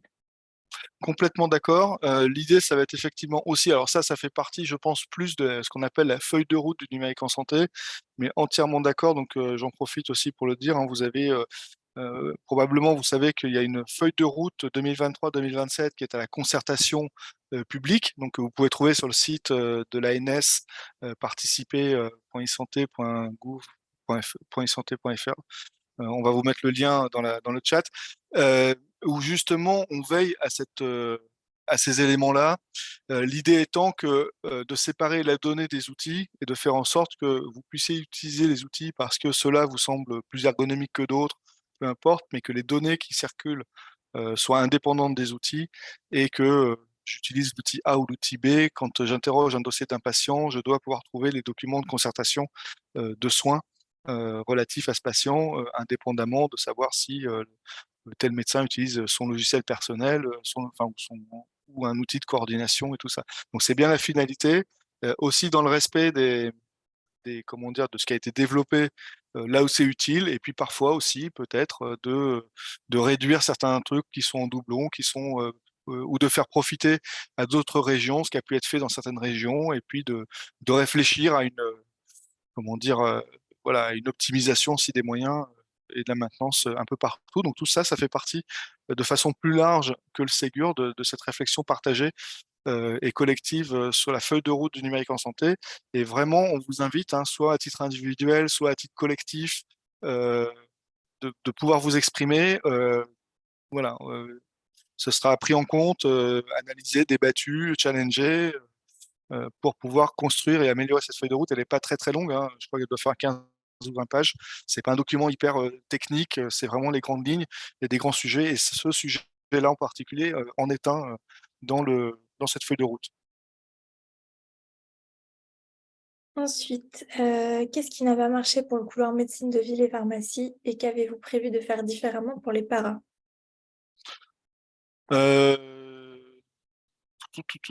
Déjà, on va simplifier, je pense, on va avoir un gros travail de simplification sur le couloir sur la partie financement pour les éditeurs. Je pense que ça a été un sujet, Jean-Pierre l'a évoqué tout à l'heure rapidement. On va vraiment travailler là-dessus. Euh, voilà, et puis peut-être mieux définir ou mieux préciser ou simplifier peut-être certaines exigences ou certaines preuves, et surtout bien définir certains termes, certains vocabulaires déjà. Ça, je pense que ça, de façon à ce que tout le monde comprenne bien tout ce qui est demandé, et on comprenne enfin, la philosophie et comment dire, la finalité. Voilà, je sais pas si Sandra, sur la médecine de ville, tu veux. Oui, volontiers. Du coup, on a une opération Sentinelle, comme l'a évoqué Xavier, qui est en cours pour analyser toutes les difficultés qu'il peut y avoir à l'appropriation des usages sur le terrain. En pratique, on a objectivé différentes difficultés. Parfois, il y a des enjeux de doctrine, des choses qui ont été écrites et qui ne correspondent pas nécessairement à la réalité des usages sur le terrain. Actuellement, on est en train de travailler sur une adaptation au sujet de l'INS. Vous savez que cet identifiant national de santé nécessite, pour assurer la qualité d'identité-vigilance, non seulement de trouver la personne qu'on est en train de prendre en charge dans le cadre d'une référence nationale de personnes, de référenciant toutes les identités des personnes habitées en France, mais également avec un contrôle d'identité par une pièce d'identité. Et en fait, quelque chose qui nous était revenu sur le terrain, c'était que ce n'était pas quelque chose auquel adhéraient fortement les professionnels. Et de fait, on voit que c'est un frein à l'usage. Quand on demande de cocher le fait que vous avez contrôlé la carte d'identité d'un patient, on voit que les médecins traitants disent je connais cette personne depuis 20 ans, je ne vais pas, même si évidemment il faut qu'on soit sûr qu'il s'agit de la même personne, je ne vais pas dire que j'ai contrôlé sa carte d'identité, ce n'est pas mon métier. Donc on est en train de travailler sur une modalité simplifiée pour les médecins, dont on pense aussi qu'elle doit être adaptée pour les autres professionnels de ville, parce qu'on pense que les infirmières, les kinés peuvent aussi très bien connaître leurs patients et attester de leur identité directement sans passer, si ce n'est pas nécessaire, par un contrôle par une vérification de documents d'identité. Donc, il y a des enjeux de doctrine comme celui-là sur lesquels on est en train de travailler. Il y a également des enjeux d'exigence qui ont souvent été formulés de façon un peu maladroite ou parfois de façon qui ont laissé en tout cas des marges d'interprétation assez difficiles. Jean-Pierre l'évoquait tout à l'heure, soit des surinterprétations, soit des sous-interprétations, soit au niveau de contrôle des exigences qui ont pu être mises en œuvre. Quand on laisse beaucoup de marge d'interprétation, du coup, parfois, ça fait que deux personnes peuvent interpréter de façon très différente. Et on voit actuellement dans l'implémentation des usages sur le terrain qu'il y a une diversité d'implémentation qui est parfois s'éloigne beaucoup de l'intention initiale qui avait été mise derrière. Donc là, on compte être beaucoup plus illustratif, pas nécessairement prescriptif sur la façon dont les éditeurs vont l'implémenter, mais au moins qu'on soit tous d'accord sur ce qu'on entend derrière ces exigences. Et là, on est en train d'écrire justement la vague 2 pour la médecine de ville, et on voit que c'est une attente forte, y compris des éditeurs, qu'on soit plus clair sur la façon dont on écrit les choses. Et après, une attente qui est aussi assez forte, et là où les paramédicaux bénéficieront pleinement de ce qui a été fait sur les autres task force, c'est que parfois, on a voulu faire des choses qui étaient un peu théoriques, et puis là, en fait, il y a des choses dont on se rend compte qu'elles sont vraiment pertinentes sur le terrain. Ça rejoint ce que vous disiez sur les usages, et on voit que ce qui marche actuellement, c'est là où ça, ce que vous disiez tout à fait, c'est là où c'est pertinent, où ça rend service. Donc, on va probablement s'éloigner de tout ce qui n'est pas directement ancré dans nos pratiques pour en venir à nos cœurs de métier. Voilà. Et juste pour compléter et conclure là-dessus, on a aussi des sujets parfois où, en fait, de notre côté, tout n'est pas complètement abouti non plus. On parlait du RPPS, par exemple, si je parle des préparateurs. En officine, voilà, il faut aussi mettre les préparateurs dans le RPPS si on veut qu'ils puissent accéder au DMP. C'est très bête, mais c'est pas prévu. Donc c'est un chantier en plus. Voilà, donc tout ça, ce sont des chantiers qui sont en cours, et voilà, en fond, des fois, on a des ambitions, des choses. Il y a des sujets qui avancent un petit peu, mais qui dépendent d'autres sujets, certificat serveur, identité numérique. Enfin, il y a plein de trucs comme ça. Et tout arrive pas forcément exactement. Voilà, on n'est pas dans un restaurant 4 étoiles non plus, où tout arrive en bout de chaîne pour être servi à table en même temps pour tout le monde. Et des fois, voilà, des plats qui arrivent chauds, et puis des fois, ça arrive un petit peu avec du retard.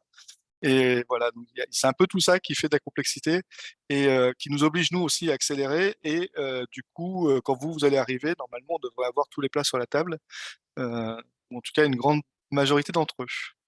Jean-Pierre? Oui, pour compléter, peut-être, évidemment, on a tous des ambitions. Je crois que, bien évidemment, on bénéficie, en arrivant après les premiers couloirs, de tout le retour d'expérience. Et effectivement aussi, comme ça a été très bien dit par Sandra Malak, le fait qu'on soit à la fois en consultation, en alimentation, ça va donner vraiment de la fluidité, on va dire, à l'ensemble des éléments.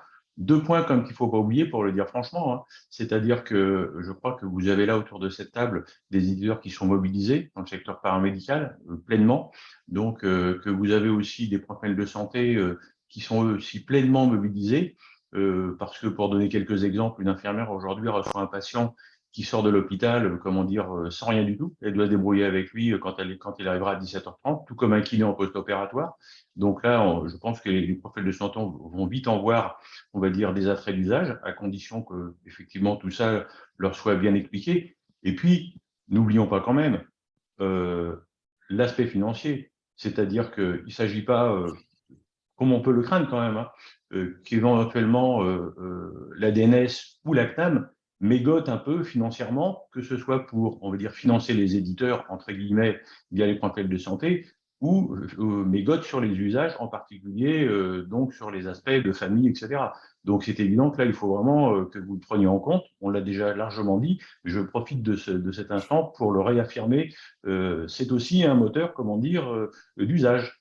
Il y a l'ergonomie, effectivement, et il y a aussi l'incitation financière. Ouais, en termes de déploiement pour la médecine de ville, je pense que là-dessus, on a ce qu'il faut. Mais Ouais, alors après, pour être tout à fait honnête, on a l'impression, et je parle sous le contrôle de Francis Mambrini, côté éditeur, qu'actuellement, la limite n'est pas tant sur le plan financier, mais plutôt des capacités que nous pouvons tous, les uns et les autres, mettre en regard de ces enjeux-là. Après, la puissance publique fera ce qu'il faut pour qu'on puisse obtenir les résultats qui sont attendus. On sait à quel point c'est des enjeux qui sont forts, cette fluidification de l'échange des données de santé. Mais du coup, s'il s'agissait de mettre les sous en regard, ce serait plus simple, enfin, pas toujours, mais ce serait plus simple, mais on sait que parfois les enjeux ne se limitent pas à ça. Élodie? Alors, cette phase consiste à définir des documents produits par chaque profession.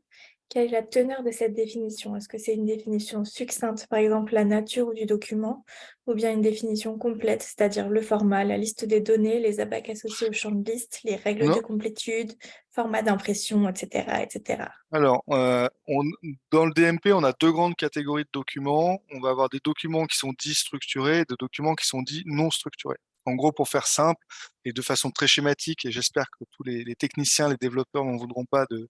En gros, on a du PDF ou de la base de données. Je vais faire très simple. Vous poussez soit un document sous format PDF, alors évidemment avec des entêtes et tout le bazar, enfin on va pas rentrer dans la technique. Ça, c'est ce qu'on appelle du document non structuré. Et à l'arrivée, vous avez un document PDF que vous lisez. Donc ça peut être un compte rendu, ça peut être voilà. À côté, on a d'autres catégories de documents qui vont plutôt être des documents dits structurés. Un exemple, la biologie, quand ils poussent des résultats d'analyse de biologie, c'est du document structuré. La note de vaccination, c'est un document structuré, c'est-à-dire que vous poussez pas le PDF, vous poussez le contenu de ce PDF, les informations détaillées, qui vont aller se mettre dans des petites cases dans les bases de données et que vous pouvez appeler de façon individuelle. C'est-à-dire que vous pouvez aller chercher juste l'INR d'un patient, vous pouvez aller chercher la note de vaccination, ça va alimenter le carnet de vaccination électronique et le document va prendre une autre forme parce que c'est de la donnée brute quelque part. Donc on a ces deux grandes catégories. Là, on va déjà, dans un premier temps, sur les documents qu'on va vous demander d'identifier, c'est vraiment les grandes mailles. C'est quoi les documents importants, c'est quoi le sujet qu'il ne faut pas rater.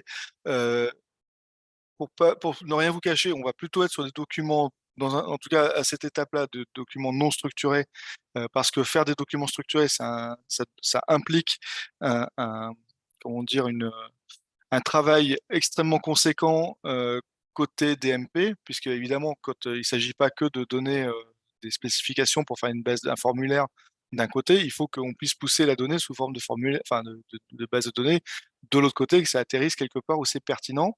Et donc ça, c'est un travail assez lourd. Il y a beaucoup de sujets qui sont déjà en cours. Donc on va vraiment, à cette étape-là, en tout cas, se concentrer sur les documents, on va dire grosse maille, et ensuite, d'un détail à l'autre, on pourra voir si on peut ou non structurer, mais on va plutôt être sur du document non structuré à cette étape-là. Sandra, Je vais juste rajouter un point, Xavier. Alors, il ne s'agit pas ici de parler de la médecine de ville, hein, mais par contre, de pouvoir tirer les enseignements de ce qui a pu être fait, de ce qui a pu marcher ou pas. Et donc, concernant les éléments qui ont pu justement ne pas marcher en médecine de ville, c'est parfois justement cette volonté de structuration. C'est-à-dire que derrière la volonté de structuration, on a parfois une belle ambition de faire que tout soit bien codifié, puisse être rendu interopérable, mais on sait que les soignants n'ont pas nécessairement ce mode de réflexion-là, que parfois le fait d'écrire un compte-rendu de façon structurée ou de faire une synthèse de façon structurée, ça prend plus de temps. Et du coup, on voit que les usages ne sont pas nécessairement faciles. Je pense au volet de synthèse médicale où on avait prescrit aux médecins de faire ce volet de façon structurée. Et c'est clairement quelque chose qui actuellement, sur les usages, met en difficulté et où les médecins nous disent s'il vous plaît, ce n'est pas notre enjeu. L'enjeu, c'est qu'il y a un volet de synthèse médicale, qu'on puisse mettre à disposition des autres professionnels les informations clés concernant notre patient, peu importe qu'un infarctus du myocarde soit écrit IDM, infarctus du myocarde, pourvu que l'information soit présente. Et donc, typiquement, là, on va être vraiment dans le concret, l'échange des informations de santé telles que le professionnel puisse le comprendre, et probablement que l'enjeu de la structuration, là, dans ces travaux, ne sont pas notre priorité.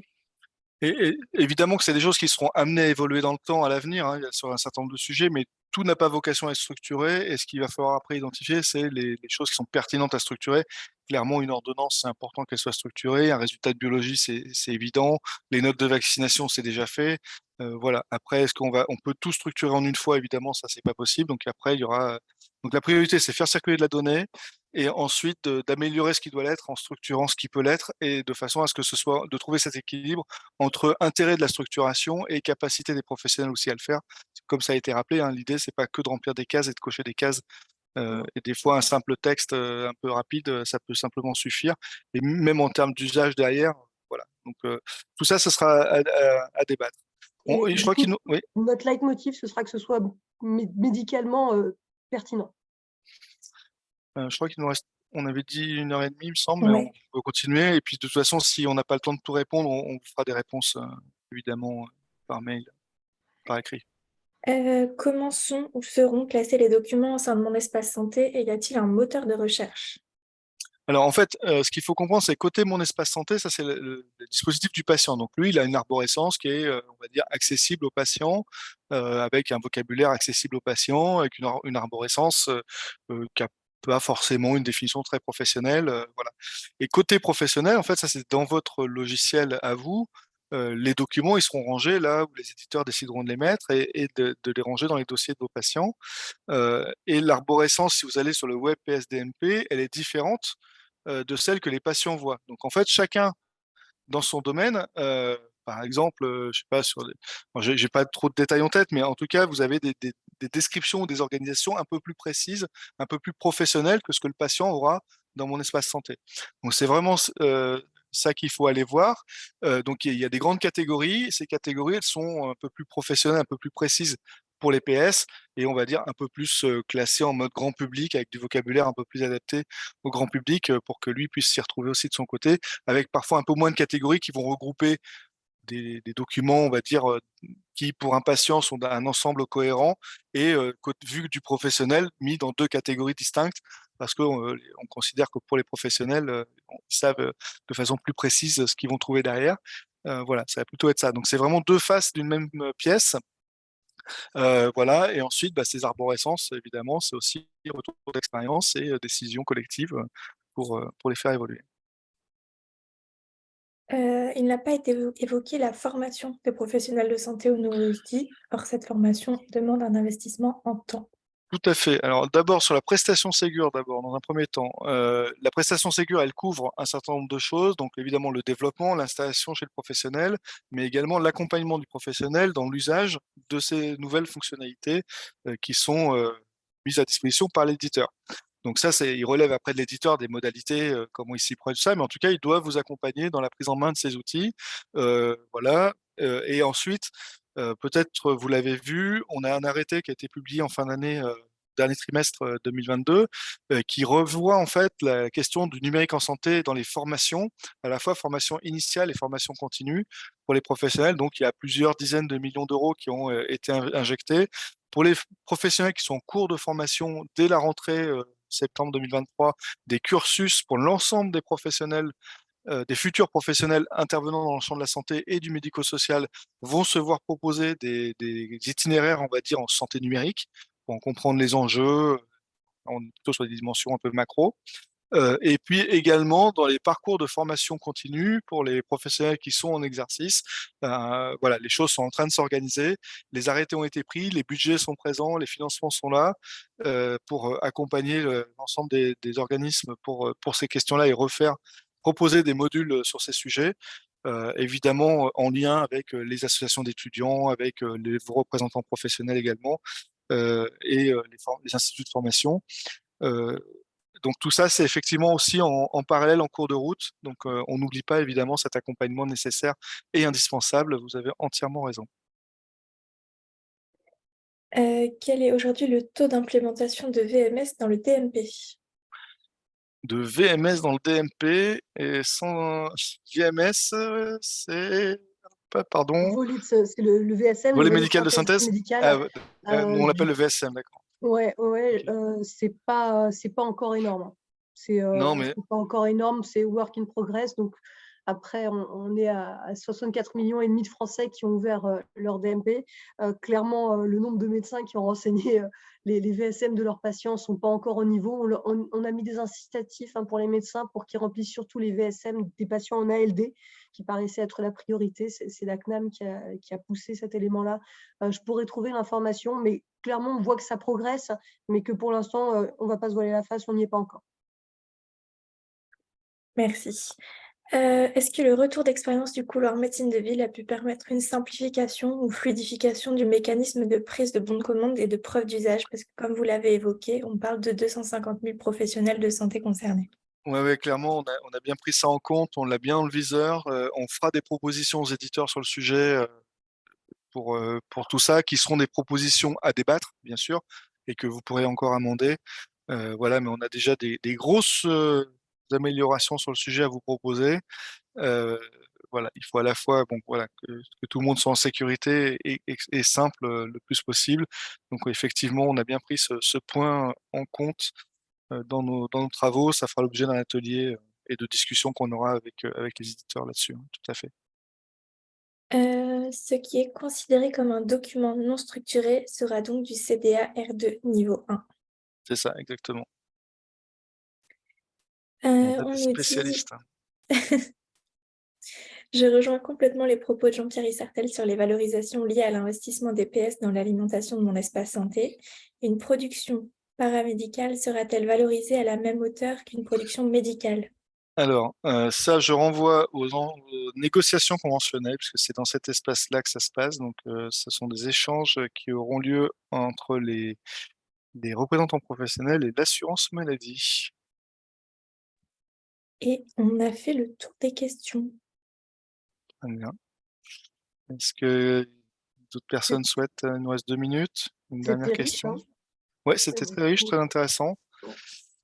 Merci en tout cas à tous et toutes pour vos questions déjà, pour les prises de parole des uns et des autres.